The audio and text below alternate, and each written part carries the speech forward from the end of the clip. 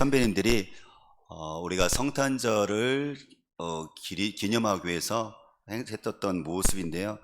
이게 초가 4개잖아요. 그러면 사주, 대림절이에요. 그래서 대림절이라는 것은 오신 예수 그리스도를 기억하고, 그리고 앞으로 오실 예수 그리스도를 기다리는 그 기간인데, 이제 초가 한 주씩 나타나거든요. 그리고 보라색 같은 경우는 이 색깔의 의미는 기다림이에요. 그래서 점점 이제 밝아지면서 예수 그리스도를 기다리는 거죠. 그래서 저희들은 요 불을 통해서 우리가 어둠 가운데 있는 우리 세상과 우리 삶에서 예수 그리스도께서 오심으로 말미암아 우리에게 빛이 되어 주잖아요, 그죠?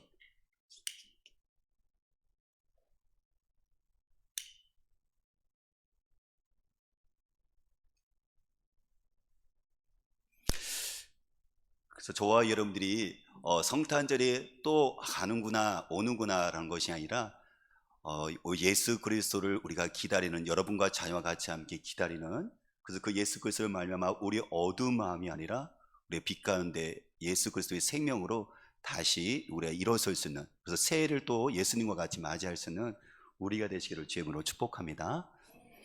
우리 같이 함께 하나님의 말씀을 보도록 할게요. 하나님의 말씀은 욥기 33장 말씀. 제가 보는 성경 구약성경 793페이지에 있습니다. 793페이지, 이 페이지에 욥기 33장 1절에서 13절까지의 말씀을 저와 여러분들이 천천히 말씀을 생각하면서 13절까지 우리 읽도록 할게요. 그런즉 욥이여, 내 말을 들으며 내 모든 말에 귀를 기울이기를 원하노라. 내가 입을 여니 내 혀가 입에서 말하는구나. 내 마음의 정직함이 곧 내 말이며 내 입술이 아는 바가 진실을 말하느니라. 하나님의 영이 나를 지으셨고 전능자의 기운이 나를 살리시느니라. 그대가 할 수 있거든 일어나서 내게 대답하고 내 앞에 진술하라. 나와 그대가 하나님 앞에서 동일하니 나도 흙으로 지으심을 입었은즉 내 유형으로는 그대를 두렵게 하지 못하고 내 손으로는 그대를 누르지 못하느니라. 그대는 실로 내가 듣는 데서 말하였고 나는 그대의 말소리를 들었느니라. 이르기를 나는 깨끗하여 악인이 아니며 순전하고 불의도 없거늘 참으로 하나님이 나에게 잘못을 찾으시며 나를 자기의 원수로 여기사 내 발을 착고에 채우시고 나의 모든 길을 감시하신다 하였느니라. 내가 그대에게 대답하리라. 이 말에 그대가 의롭지 못하니 하나님은 사람보다 크심이니라. 하나님께서 사람의 말에 대답하지 않으신다 하여 어찌 하나님과 논쟁하겠느냐. 네, 13절까지. 욥과 3명의 친구가 욥의 고난에 대해서, 그 원인은 무엇이냐에 대해서 논쟁을 했었잖아요. 그래서 31장까지 1차, 2차, 3차 논쟁이 계속 일어났었어요. 욥의 고난에 대해서 욥의 친구 한 사람이 얘기하며 욥이 대답하고, 또 친구가 얘기하면 대답하고, 또 친구가 얘기하면서, 그것을 3명의 친구가 번갈아 가면서 그렇게 31장까지 이렇게 긴 논쟁이 벌어졌었는데요. 근데 논쟁이 계속 벌어지면서 이게 계속 평행선을 달리는 거예요. 친구들 3명의 친구는 욥, 네가 죄를 졌기 때문에 그런 벌을 받은 거니까 빨리 회개하라라고 얘기를 했었고, 나는 하나님께 죄를 진 것을 벌 받은 것은 아닌데 왜 이런 고난이 온지 모른다고 하고, 서로 이게 의견이 서로 차이가 있잖아요. 그러니까 이것이 계속해서 의견을 좁히지를 못하는 거예요. 나중에는 침문만 흘러요, 어색하게. 그런 가운데 속에서 이 침묵을 깼던 사람이 누구냐면 옆에서 계속 들었던 엘리후, 욥의 3명의 친구가 아니라 새로운 사람이 등장하는데, 오늘 32장 엘리후가 6장에 걸쳐 37장까지 욥의 고난에 대해서 이제 자기의 생각을 이야기하는 것이 이제 오늘 본문의 그 내용이에요. 욥의 그 엘리후의 그 변론에 대해서 우리가 생각해 보면서 몇 가지 하나님께서 주시는 교훈이 있는데요. 오늘 본문에서 몇 가지를 보도록 할게요. 그 첫 번째는 뭐냐면, 다른 사람을 권위적인 태도로 대하지 말자라는 거죠. 다른 사람을 대할 때 권위적인 태도를 취하지 말라라고 오늘 성경 우리가 교훈하는 부분이 있는데요. 6절과 8절 말씀 우리가 성경 이렇게 말하고 있어요. 우리 6절과 8절 우리 같이 함께 우리 다시 한번 읽어볼게요. 나와 그대가 하나님 앞에서 동일하니 나도 흙으로 지으심을 입었은즉 내 유업으로는 그대를 두렵게 하지 못하고 내 손으로는 그대를 누르지 못하니라. 그대는 실로 내가 듣는 데서 말하였고 나는 그대의 말소리를 들었느니라. 이 부분을 조금 더 편하게 우리가 이해할 수 있도록 제가 표준 세번역을 제가 참고를 해볼게요. 보십시오. 하나님이 보시기에는 어른이나, 왜냐면 엘리후가 나이가 어렸었고 욥이 또 나이가 이렇게 더 많았거든요. 지금 엘리후가 얘기하는 거니까요. 보십시오. 하나님 보시기에는 어른이나 나나 똑같습니다. 우리는 모두 흙으로 지으심을 받았습니다. 그러므로 어른께서는 나를 두려워하실 까닭이 없습니다. 내게 압도되어서 길을 펴지 못하는 일이 있어서도 안 될 것입니다 라고 얘기를 해요.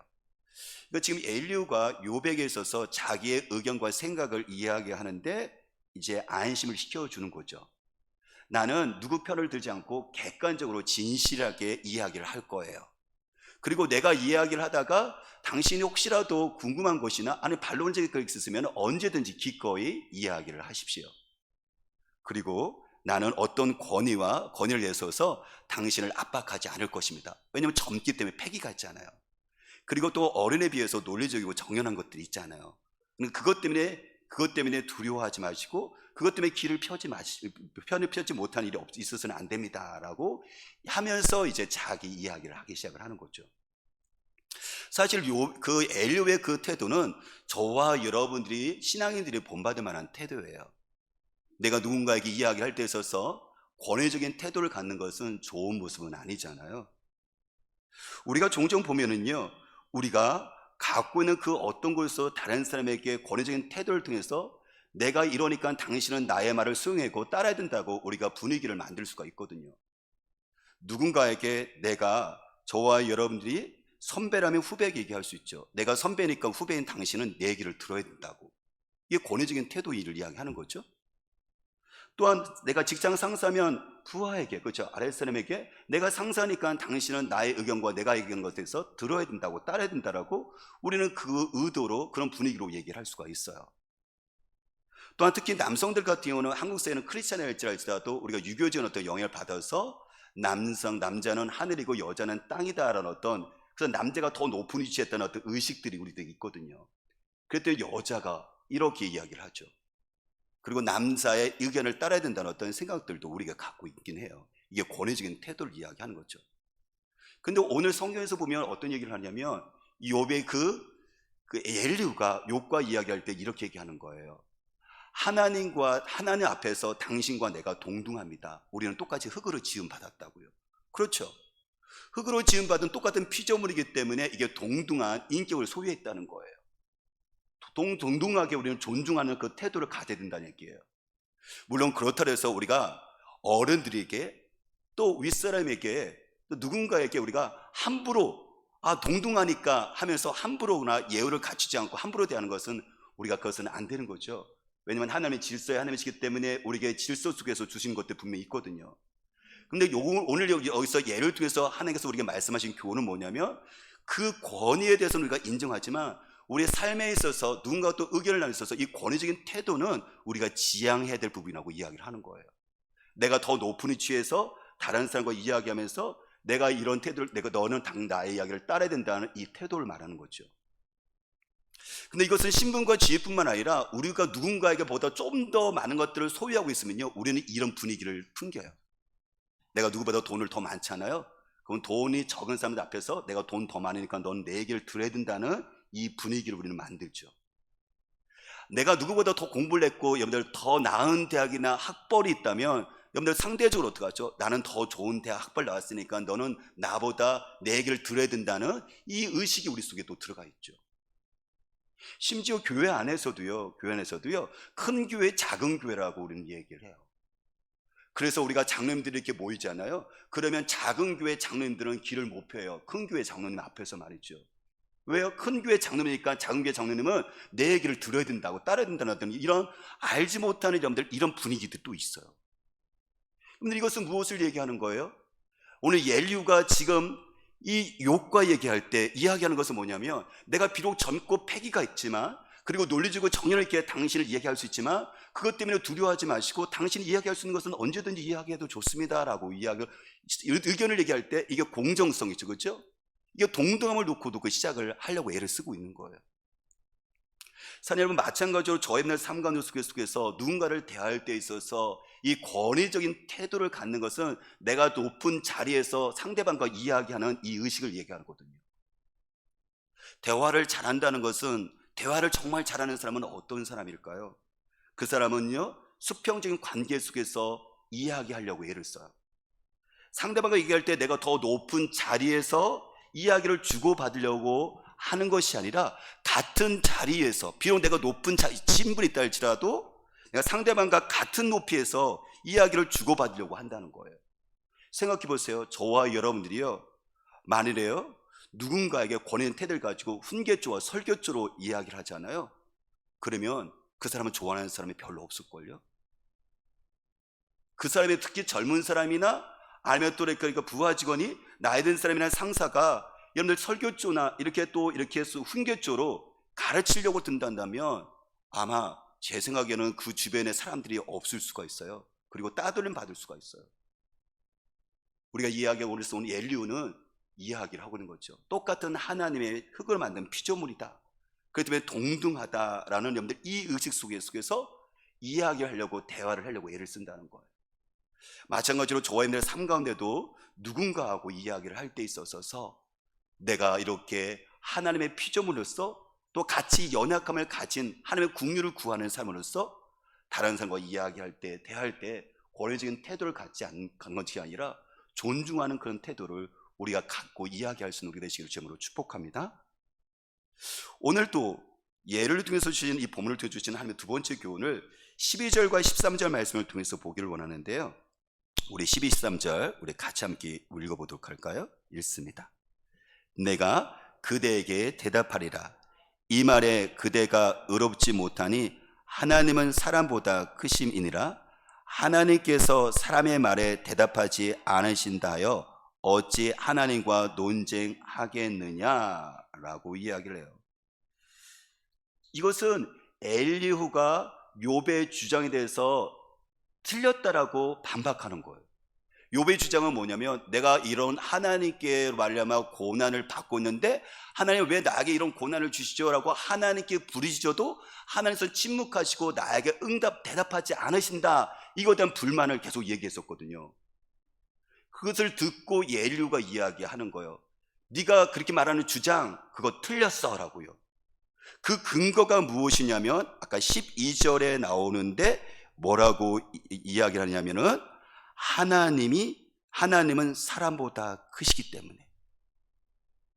존재 자체가 다르다는 거예요. 피조물, 흙에 불과한 인간이 어떻게 그것을 지으신 창조주 하나님께 옳다 그르다 그걸 따지거나 대들거나 불평할 수 있느냐는 거죠. 맞아요. 우리도 보면요, 이렇게 사병이요, 계급적으로 우리가, 물론 요즘 인권위 때문에 말이 달지만 제가 한 예를 들어보면, 사병이요, 사령관에게요, 사령관이 어떻게 하죠, 그렇죠? 사령관에게 당신이 하는 것은 틀립니다, 당신이 하는 것은 옳지 않습니다라고 이렇게 따지는 그 자체가 사실 어떻게 보면 이게 어려워요. 이게요. 마찬가지로 창조주 그 하나님께, 존귀하시고 고귀하시고 크신 하나님께 어떻게 천하고 낮고 재덩어린 인간이 하나님께 옳고 그름을 따질 수가 있겠어요? 그래서 지금 하나님은 인간보다 크시다. 그렇기 때문에 욥, 네가 하나님을 왜 응답하지 않느냐, 이 고난에서 하나님께서 왜 말씀하지 않는 거를, 이 자체가 벌써 옳은 게 아니다라고 이야기를 하고 있는 거죠. 그래서 또 이야기하는 것이 무엇이냐면은 이렇게 이야기를 해요. 욥, 어른 당신이 하나님께 지금 왜 이것을 응답하지 않으려는데 하나님은 그것에 대해서 일일이 대답할 수 있는 의무를 갖고 있지 않다는 거죠. 그렇죠. 피조물 흙에 불과한 인간이요, 하나님께, 하나님 이거 응답하셔야 돼요. 왜 나에게 이렇게 하셨어요라고 하나님께 마땅하게 당연하게 이것을 요청할 수 있는 권리 권한이 인간에게는 없어요. 하나님은 인간보다 크신 분이시기 때문에, 창조주이기 때문에 인간이, 피조물 인간이 그거에 대해서 하나님께서 일일이 대답할 수 있는 책임과 의무가 하나님께 있는 게 아니거든요. 그래도 욥은 뭐라고 지금 엘리야는 뭐냐면, 욥 네가 고난에 대해서 하나님 왜 응답하지 않느냐, 대답하지 않느냐고 네가 그것을 하나님께 따지고 드는 것은 옳지 않다는 거예요. 인간은 하나님보다 바로 하나님이 더 크시기 때문에 감히 우리가 그분 앞에서 그런 질문조차도 던질 수가 없는 존재라는 것을 이야기하고 있는 거죠. 하나님은 그거에 대해서 얘기할 수는 책임과 의무가 하나님께서는 없다고 이야기를 하는 거예요. 근데 어느 정도 일리가 돼요. 우리도 보면은 누군가에게 정말 큰 신분과 여러 가지 속에서 이거 뛰어나거나 큰 세력 앞에 와서 우리가 그거에 대해서 뭐라고 얘기를 불평하기가 쉽지가 않잖아요. 그리고 그거에 대해서 일일이 대답을 받기가 또 이것도 어렵지 부분은 아니거든요. 하물며 하나님 앞에요. 그 크신 하나님, 위엄이신 하나님, 모든 지혜와 모든 능력을 갖고 있는 그 하나님 앞에 보잘것없는 지혜와 정말 피조물과 흙과 같은 연약한 존재가 어떻게 하나님에 대해서 다 알 수가 있고 따질 수가 있단 말입니까? 물론 그거에 대해서 여러분들 충분히 동의가 되어지고 사실이에요. 근데 인류가 한 가지 알지 못하는 하나님의 속성 다른 한 것을 놓치는 게 있어요. 그게 뭐죠? 하나님은 크시지만요, 그분은 높으시지만요, 그분은 창조주지만요, 피조물 우리를요 함부로 다루지 않으신다는 거예요. 피조물 우리를요 소중하게 여기시고요, 관심 있으시고요, 그리고 우리를 사랑하시고요, 심지어 나보다 더 사랑하시고 나를 더 아끼신다는 거예요. 인류가 그걸 놓치고 있어요. 하나님은 크신 하나님이지만, 위엄이 있으신 분이지만, 두려우신 분이지만, 동시에 나에게 자비로우시고 사랑이 있으시고 나보다 더 가까이 오시고 나를 위해서 더 애쓰시는 분이 누구냐면 이게 하나님이시라는 사실을 인류가 놓치고 있는 거예요. 지금 하나님은 우리가 보잘것없는 피조물일지라도 그분은 우리를 무시하지 않습니다. 사람들은 내가 누군가보다 더 뛰어났다면, 더 갖고 있다면, 내가 누구보다 더 높은 위치였다면, 나보다 상대적으로 낮은 사람을요, 이 모양 저 모양이든 그 노골적이든 아니면 무의식적이든 분위기든 사람들은 무시하거나 외면을 하거든요. 그런데 하나님은 그런 분이 아니에요. 하나님은 우리보다 크신 분임에도 불구하고, 높으신 분임에도 불구하고, 우리가 감히 울어볼 수 없는 분임에도 불구하고 우리를 외면하거나 우리를 무시하거나 그런 분이 아닙니다. 오히려 우리와 대화하기를 원하시고 교제를 기뻐하시고 먼저 다가오시고 그리고 우리에게 기꺼이 그거에 대해서 응답과 대답을 하기를 원하시는 분이세요. 그래서 느헤미야가 그걸 알았어요. 느헤미야 1장 5절 보면 느헤미야가 하나님께 이렇게 기도하는데요, 이르되 하늘의 하나님 여호와, 크고 두려우신 하나님이여, 주를 사랑하고 주의 계명을 지키는 자에게 언약을 지키시며 긍휼을 베푸시는 주여 간구하나이다. 간구라는 것은 기도하는 거잖아요. 이거는 하나님께 대답을 요구하는 거잖아요. 하나님께 가까이 가고 지금 요청하고 있는 거잖아요. 인류의 식으로 얘기한다면요, 하나님을 바라본다면 하나님께 간구 못합니다. 어떻게 피조물이 하나님께 간구할 수 있어요? 어떻게 피조물의 보잘것없는 여러분들 흙 같은 존재가 고귀하고 높은 그 하나님께 가서 어떻게 여러분들 요청할 수 있고 문제제기를 할 수 있겠어요? 근데 느헤미야는 하나님께 간구를 해요. 자기 민족의 그 아픔을 보고요.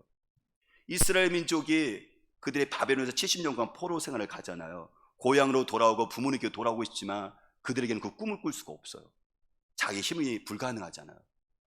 그래서 바벨로니아가 바사 페르시아에게 나라가 무너지거든요. 그래서 그 나라가 무너지니까는 느헤미야가 그 상황 속에서 우리 민족이 예루살렘으로 돌아가고 싶다, 예루살렘의 성이 다시 회복되어서 재건되고 싶다는 그 마음을 품고 하나님께 기도하는데 뭐라고 기도하느냐면 이렇게 기도해요. 하늘의 하나님 여호와, 크고 두려우신 하나님이요. 그래요, 하나님은요 하늘의 하나님이에요. 감히 땅에 있는 인간이 감히 울어볼 수 없는, 감히 가까이 갈 수 없는 하늘의 하나님이에요. 그분은 크신 분입니다. 땅에 있는 우리는요 정말 보잘것없는, 우리가 마치 개미를 보는 것처럼 정말 보잘것없는요 먼지 같은 존재인 거예요. 그 하나님은 정말 두려우신 분이죠. 근데 그 하나님이 우리를 어떻게 하신다고요? 긍휼히 여기세요. 우리를 불쌍히 여기세요. 그래서 느헤미야가 갖고 있던 그 당시의 시대적인 아픔, 민족이 민족이 흩어져서 고향으로 돌아가지 못하는 여러분들 이 처절한 아픔을 가지고 하나님 앞에 그 문제를 가지고 하나님 앞에 나와서 어떻게 하죠? 요청하는 거예요. 하나님 앞에 요청하고 하나님께 질문하는 거예요. 하나님은 어떻게 하느냐고. 하나님의 약속에 의하면 우리가 이제 돌아갈 때가 되지 않느냐고. 하나님 그것을 이루셔야 되지 않느냐고요. 엘리후의 일이 때문에 하나님이 이룬다면 감히 요청할 수도 없고 하나님 앞에 따질 수도 없고 하나님께서 약속 지키세요라고 대들 수도 없는 거죠. 사랑하는 여러분, 하나님은요 이렇게 말씀하세요. 이사야 1장 18절에 말씀하시기를 여호와께서 말씀하시되 오라 우리가 서로 변론하자. 너희 죄가 주홍 같을지라도 눈과 같이 희어질 것이요 진홍같이 붉을지라도 양털같이 되리라. 하나님이 말씀하십니다. 오라고요. 여러분들 우리가 더 권위 있는 사람이나 높은 사람이나 여러분들 그 사람들 앞에서 우리가 갈 수 있는 존재가 아닌데요. 하나님이 말씀하세요. 오라고요. 뭐라고요? 서로 변론하세요. 우리가 서로 변론하세요. 여러분들 어떻게 피조물이요 그 높으신 분께 변론을 요청하십니까? 어떻게 논쟁을 할 수 있습니까? 어떻게 짜들 수가 있습니까? 그런데요 이사야는 이야기합니다. 이사야 1장 18절에 뭐라면요, 하나님이 우리에게 오라고 말씀하세요. 논쟁하재요. 이야기하재요. 그래서 말씀이 너희 제 문제를 가지고 이야기하고 제 문제를 가지고 함께 한번 상의해보자고 이야기하시는 거예요. 그러자 하나님께 여러분들 이 질문을 던지자, 이 제 문제를 가지고 하나님께 고민하면서 하나님께 나가자, 하나님께서는 어떻게 하시죠? 오히려 그를 사랑하셔서 이 제 문제를 해결해 주세요. 어떻게 해요? 흰 눈처럼 그리고 양털처럼 그가 갖고 있는 그 고민을 해결해 주세요. 사랑하는 여러분, 마찬가지로 여러분과 저 여러분들 생각 속에 하나님과 같이 논쟁할 게 있잖아요. 하나님과 변론할 게 있잖아요. 우리 인생 속에서 하나님께 나와서 부르짖을 거, 하나님께 고민할 거, 던져야 될 그 질문들이 있잖아요. 욥처럼 여러분들 하나님 이 고난 속에서 왜 내가 이런 고난을 당해야 되는지 하나님께 따질 것이 있잖아요. 하나님께 탄식할 것들이 있잖아요. 우리 하나님은요 그거에 대해서 밀어내지 않으세요. 오히려 말씀하십니다. 오라고요. 그리고 우리가 서로 변론해보자고, 논쟁하자고요. 근데 그것은 하나님께서 뭐라고 하시는 거냐면 이거를 응답하기를 원하시는 거예요. 이걸 대답해 주기를 원하시는 거예요. 감히 어떻게 하나님께 대답을 요청하겠습니까? 근데 우리는 감히요 하나님께 궁유를 의지해서 대답을 요청할 수가 있습니다. 여러분에게 있어서 그 제 문제가 있나요? 여러분의 인생 가운데 속에서 사업과 일터의 문제가 있나요? 여러분에 있어서 자녀 문제와 미래의 어떤 보이지 않는 것들 문제가 있나요? 건강의 문제가 있고 재정의 문제가 있나요? 자녀의 문제가 있고 여러분의 삶 가운데 어떤 문제가 있나요? 우리 주님 말씀하십니다. 오라고요. 서로 변론하자고요. 우리 주님께서는요 우리를 무시하지 않고 외면하지 아니하시고 우리를 사랑하시고 관심 있으시고 오히려 그것을 통해서 어떻게 하시죠? 대답하시고 응답하시는 그 하나님이십니다. 저와 여러분의 삶 가운데 속에서 이 하나님께 나아가서 우리가 내 삶과 갖고 있는 어려움과 고민들을 하나님과 변론하고 논쟁할 수 있는, 고민과 질문할 수 있는 우리가 되시기를 주님으로 축복합니다. 이러자 이제 하나님이 이제 대답과 응답을 하시는데요, 그것이 13절에서부터 16절이에요 13절 16절 우리 같이 함께 읽어볼게요. 14절 16절 읽겠습니다. 하나님은 한 번 말씀하시고 다시 말씀하시되 사람은 관심이 없도다. 사람이 침상에서 졸며 깊이 잠들 때나 꿈에나 밤에 환상을 볼 때에 그가 사람의 귀를 여시고 경고로서 두렵게 하시니. 19절 읽을게요. 혹은 사람의 병상의 고통과 뼈가 늘 수심의 징계를 받나니 했어요. 아까 예루가 얘기했잖아. 너 그건 잘못된 거야. 네가 주장하는 거, 네가 고난 가운데 속에서 하나님께 왜 하나님 나에게 이런 고난이 있냐라고 하나님께 그것을 따지듯이 불평하면서 하나님께 부르짖었는데, 근데 하나님이 응답하지 않았지. 그래, 하나님은 사람보다 크기 때문에 응답할 수 있는 어떤 의무나 책임이 없는 거야.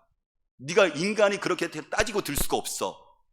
그거는 잘못된 거야. 이렇게 얘기를 해놓고 이제 예루가 또 한 가지 얘기하는 건 뭐냐면, 아니, 하나님은 사실 보면은 우리에게 대답하셨어. 욥 너에게 대답 안 한 게 아니야. 근데 네가 주위에서 안 들었기 때문이지 하나님은 항상 우리에게 너에게 대답하고 우리 인간에게 대답하셨어. 그게 뭘 통해서요? 꿈을 통해서 대답하셨고 환상을 통해서 대답을 하셨어. 그래서 하나님께서 꿈과 환상을 통해서 우리가 미리 일어날 일을 경고하셔서 우리가 두려움으로 그것을 피하도록 하나님께서 말씀을 하셨어. 대답을 하셨다. 이렇게 얘기하고 또 한 가지 19절은 뭐냐면 우리 육체의 그 질병을 통해서 하나님께서는 우리의 잘못된 것들을 깨닫게 하고 돌이키도록 육체의 질병을 통해서 하나님께서 우리에게 대답하시고 말씀하셨어. 욥, 네가 못 들은 거야. 네가 깨닫지 못한 거야. 욥, 네가 지금 고난당하고 있지? 네가 병들고 있지? 하나님께서 너에게 이걸 대답하시고 말씀하신 것이고 네가 잘못을 깨닫고 돌이키라고 이렇게 하신 거야. 이렇게 지금 이야기하고 있는 거지. 물론 엘류의 그 말에 대해서 우리 어느 부분들은 일리가 있어요. 맞는 부분이 있어요. 하나님은 꿈을 통해서요, 환상을 통해서 말씀하시죠.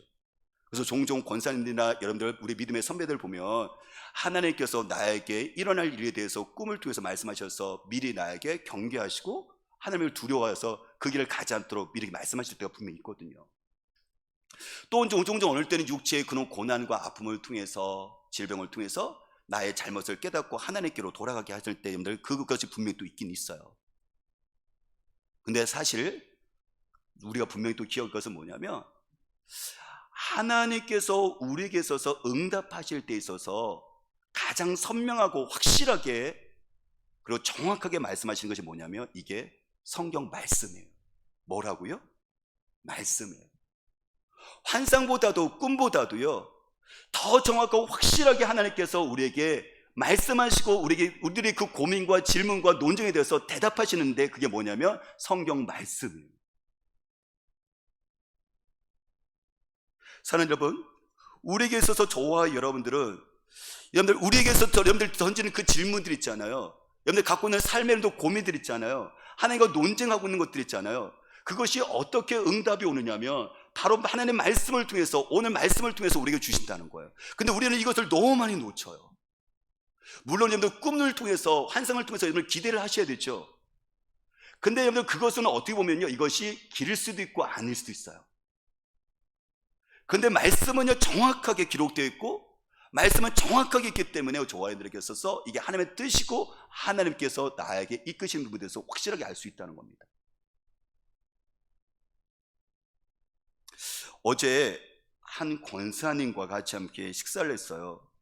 근데 권사님하고 같이 함께 이야기를 하면서 이 모양 저 모양 얘기를 하면서 권사님하고 이야기하다가 다니엘 기도에서 받은 은혜를 같이 나누게 했습니다. 권사님은 21일 동안 다니엘 기도를 다 참석하셨거든요. 올해 처음 참석하신 거예요. 근데 그 은혜를 참석을 하시면서 이제 마음속에 던진 질문이 있었어요. 하나님이 그것을 어떻게 응답하셨냐면 던진 질문이 이거였어요. 다니엘 기도에 나오는 그 간증하는 사람들은 자기의 삶에 대해서 확신한 사명, 자기들의 달려갈 길을 알았다.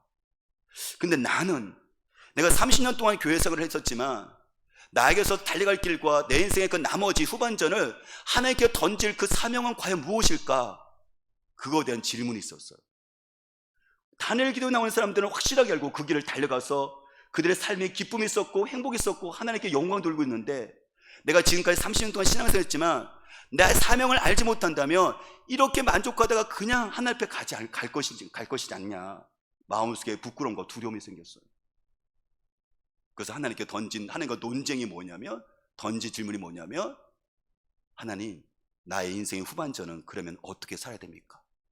은퇴하고 나서 내 인생은 하나님께 나의 달려갈 길은 무엇입니까? 라는 질문이었어요. 그 고민 속에서 아까 얘기했죠? 하나님께서 대답을 하십니다. 자비로우신 하나님께서 크신 하나님이시지만 동시에 그 권사님을 사랑하시는 그 하나님께서는요 따스한 하나님께서는 대답을 해주시는데 무엇을 통해서는 꿈이 아니었고 환상이 아니었고요 무엇이냐면 말씀이었어요. 선명하게 말씀을 통해서요.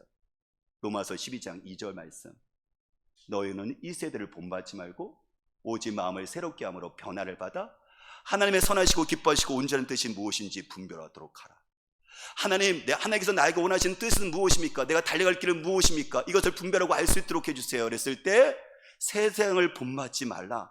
세상의 가치관을 본받지 말고 네 마음을 새롭게 함으로 그렇게 되면 하나님께서 너의 사명 널리 달려갈 길을 뜻을 알려준다는 그 말씀을 통해서 너무 감격하셨어요. 그리고 그거에 대해서 너무 감사하고 그것을 듣는 저 자신의 가슴도 뛰고 저도 감사했거든요. 사랑 여러분, 우리 하나님은 응답하시는 분이세요. 우리 하나님은 대답하시는 분이세요. 여러분들의 자녀가 엄마, 아빠 하면서 여러분들에게 질문 던졌을 때 우리 자녀들에게 어떻게 하죠? 여러분들 대답하잖아요. 응답하잖아요. 안에 가장 좋은 곳으로 우리 아이들에게 이야기해 주길 원하잖아요. 하나님은 우리를 사랑하시는 아버지시거든요. 자녀가 우리가 하나님께 기도로 간구로 에스크할 때, 기도할 때, 에스크 물을 때 하나님께서 우리에게 앤서하고 응답하시는 분이시거든요. 하나님은 단지 저기에서 우리를 쳐다보시는 분이 아니라 내 삶에서 자녀가 고통 가운데 속에서 신음하고 하나님께 외칠 때 작은 신음에도 들어오셔서 그 문제를 같이 해결하시고 우리가 응답하시는 그 좋으신 하나님이시거든요. 그렇기 때문에 저는 저와 여러분들에게 물으세요. 여러분들의 그 어두움은 무엇입니까?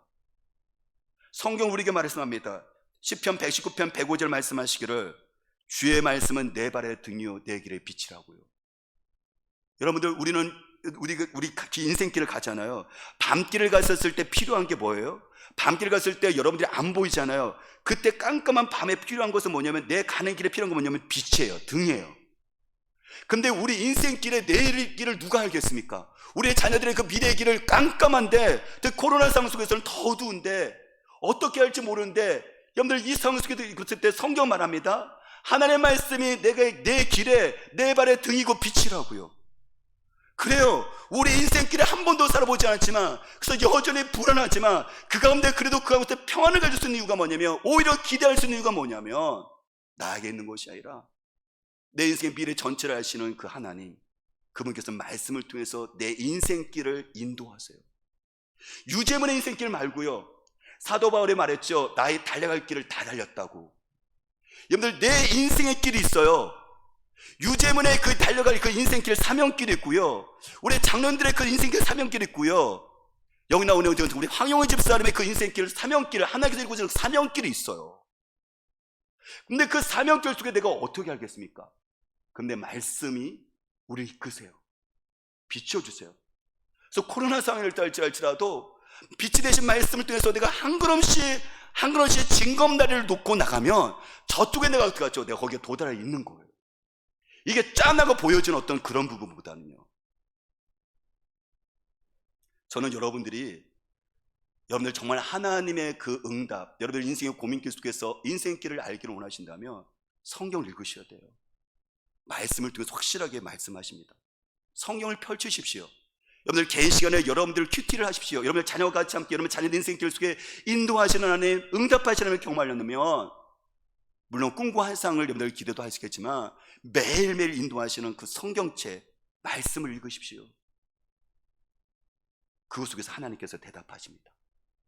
오늘 설교 시간도 마찬가지예요. 설교 시간도 그냥 앉아있는 것이 아니라 설교는 뭐죠? 기록된 말씀을 여러분들 제가 풀어서 주의종을 통해서 여러분께 선포가 가는 거거든요. 이것을 하나님의 말씀으로 여러분들이 내가 기도하고 있는 거, 하나님과 논쟁하고 있는 거, 이게 설교를 통해서 하나님 말씀, 선포된 말씀을 통해서 여러분들에게 응답되어지거든요. 저는 이 역사가 우리 예배 가운데 하나님 만나는 응답되어지는 역사가 일어날 주님을 축복합니다. 어떻게 보면요, 사실 하나님께서 예배 가운데 속에서 말씀을 통해서 우리에게 대답했음에도 불구하고 저와 여러분들이 하나님께 그 말씀을 순종하지 않고 그냥 지나갈 수도 있어요. 하나님께서 우리에게 벌써 이야기하셨음에도 불구하고요. 혹시 그런 분이 있다면 순종의 발걸음을 한 걸음 더 내디뎌 보십시오. 마지막으로요, 이제 오늘 말씀을 통해서 31절과 33절 말씀을 보기를 원하는데요, 31절과 33절 우리 같이 함께 읽어볼까요? 욥이여 내 말을 들으라, 더담아 들으라, 잠잠하라, 내가 말하리라. 만일 할 말이 있거든 대답하라. 내가 기쁜 마음으로 그대를 의롭다리니 그대를 말하라. 만일 없으며 내 말을 들으라, 잠잠하라, 내가 지혜로 그대를 가르치리라. 예리유가 사실 이 부분 속에서 욥에게 가장 큰 위로는 가르치는 게 아니라 바로 그 자리에 함께 있는 것이 욥에게는 가장 큰 위로가 됐었을 텐데, 안타깝게도 예리유는 욥의 얘기를 다 듣고 나서 내가 누구 편도 안 들게요, 내가 진실되게 얘기할게요, 객관적으로 얘기할게요, 혹시라도 얘기하다가 당신 생각했으면 나에게 얘기해 주세요, 우리가 동등한 하나의 입장이니까 당신을 위협하지 않을게요, 이렇게 여러분들 이런 부분을 되게 좋았지만 사실요, 지금 욥에게 가장 필요한 게 뭘까요? 욥이 왜 고난당하느냐? 왜 고난의 목적이 뭐냐? 근데 이것이 욥에게 사실 거의 안 들리고 욥도 알았을 거예요, 사실. 욥이 하나님을 경외했던 사람인데 왜 이런 목적, 지금 욥 엘리후가 얘기하는 게 여기서 모르겠어요? 지금 자녀를 10명의 자녀를 한순간 잃어버렸던, 내 목숨과 보다 더 소중한 자녀들 한순간 잃었거든요. 여러분들, 물질들이 한순간에 다 사라져버렸고, 그나마 남았던 이 몸뚱어리가 몸에서부터 발끝까지 모든 여러분들 그 피부병으로, 악성 종양으로 날마다 잠도 자지 못하고 고통 가운데는 그 고통하는 욥에게 고난의 그 목적과 당시 고난의 원인에 대해서 얘기한다면 그것이 위로가 되어지고 그것이 여러분들 들려지겠어요? 지금 뭐라고 얘기하는지요? 그러면 내가 어른께 지혜를 가르치겠습니다. 나는 지혜를 갖고 있으니까는 내가 당신께 가르칠게요. 여러분들, 욥에게 이야기를 하라고 얘기했지만 사실요, 지금 욥의 엘리후는요, 가르치려고 하는 그 마음이 더 많아요, 지금. 그러니까 저에게 있어서, 목사인 저에게 있어서, 믿음의 선배였던 여러분에게 있어서 누군가 고난당했었을 때 필요한 것은 뭐냐면 우리는요, 가르치려고 해요. 물론 알죠. 그것도 사랑과 관심의 표현인 걸 분명히 알고 있는데 그게 안 들려요. 오늘 저는요, 저 자신은 고통 때문에, 고난 때문에 2년 동안 어둠 속에 있었거든요. 그 속에는 안 들려요.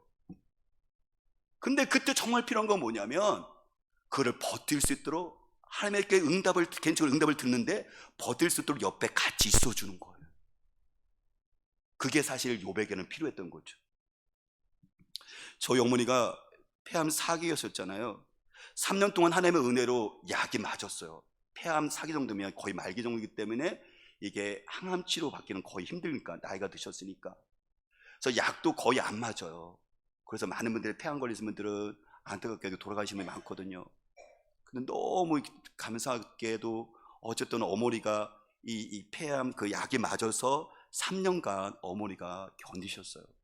근데 이게 내성이 생기니까 약이 안 들어요. 새로운 약으로 바꿔야 되는 거죠. 부작용이 정말 심해요. 서울 청주에서 삼성병까지 가잖아요. 약을 받았어요. 한 달간 먹어봐요. 근데 부작용이요, 피부병 나고요, 소화 안 되고요, 잠 못 주무시고요, 심장 뛰고요. 어머니가 약 드시는 자체가 고통인 거, 이게. 약을 또 바꿨어요. 안 먹으니까. 한 달간 먹어봐요. 또 고통 가운데 있어요. 그걸 한 3번 정도 바꿨던 것 같아요. 약이 안 맞아요. 그러니까 의사가 하는 말이 뭐냐면 다른 방법을 썼어요. 매일 먹지 말고 이틀에 한 번씩 먹어보자. 이 어머니한테는 독하다고 생각했던 거죠. 그랬더니 어머니가 조금 견디시더라고요. 그래서 어머니에게 아침에 전화를 하면 약을 안 드신 날에는 조금 목소리가 밝아요. 약을 드신 날에는 무기력하게 대답을 겨우 하세요. 근데 이것조차도 안 돼 버리고 있는 게 뭐냐면은 한 달 지나서 이틀에 한 번씩 먹었잖아요. 한 달 전에 갔더니요, 어머니의 암이 더 퍼져버린 거예요. 이게 저는 없었던 것이. 약을 이틀에 한 번 먹으니까. 그러니까 의사가 선택사항이 없는 거예요. 부작용 나더라도 매일 먹는 거예요. 이게 완전히 이게 죽음의 골짜기인 거죠. 사실 저기 있어서 어머니는 저에게 있어서 정말 기둥이거든요. 물론 하나님의 기둥이지만 저에게서는 어머니가 저 인생 속에서 어머니가 모든 것들을 저에게 다 바쳤잖아요. 그래서 조금 이제 어머니가 아프니까 철이 들어서 전화하고 이렇게 하는 부분이 있는데, 저기서 어머니 없는 그 상상하면 저에게는 이게 상상이 안 돼요. 그래서 저들 사남매가 이야기를 하다가 상의했어요. 그리고 이야기했어요. 한 달간 금식 기도하자.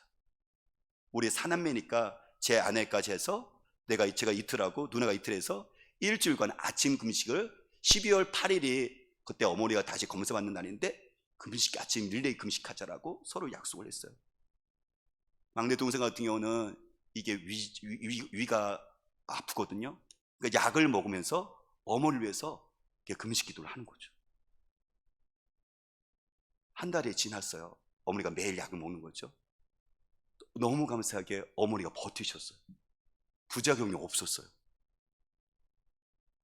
가서 의사한테 왔었을 때 의사가 이제 이 다음 단계 넘어가더라고요. 일단 부작용이 없고 어머니가 그것을 어떻게 한 달간 매일 드셨으니까. 전에는 부작용이 있었고 이틀에 한 번 있어도 부작용이 났는데 매일 먹었는데도 부작용이 나지 않았고 어머니가 버텼거든요. 근데 의사가 하는 말이 그러면 한 달 후에 약에 이제 이 어머니가 버텼으니까 한 달 후에 이렇게 매일 먹어보고 다시 12월 30날 그때 와서 사진을 찍어보자. 그래서 요 암이 계속 진전되는지 멈추고 사라지고 있는지 그걸 마지막으로 테스트하자 그랬거든요. 근데 누나가 요청하더라고요. 우리 사남매가 다시 금식하자. 그래서 저희들이 또 사남매가 하나님의 궁유를 구하면서 크신 하나님 또 궁유를 말씀 하나님께 궁금하면서 또 하나님께 마지막으로 또 매달리고 있어요. 우리가 금식했던 그 이유가 있어요. 누나가 저희들에게서 누나가 처음에 예수를 믿기 시작했는데 누나가 혼자서 이제 외롭게 신앙생활했거든요. 그래서 우리 가족을 보면서 우리 사남매에게 이름 헌금을 낼 때 꼭 이렇게 냈어요.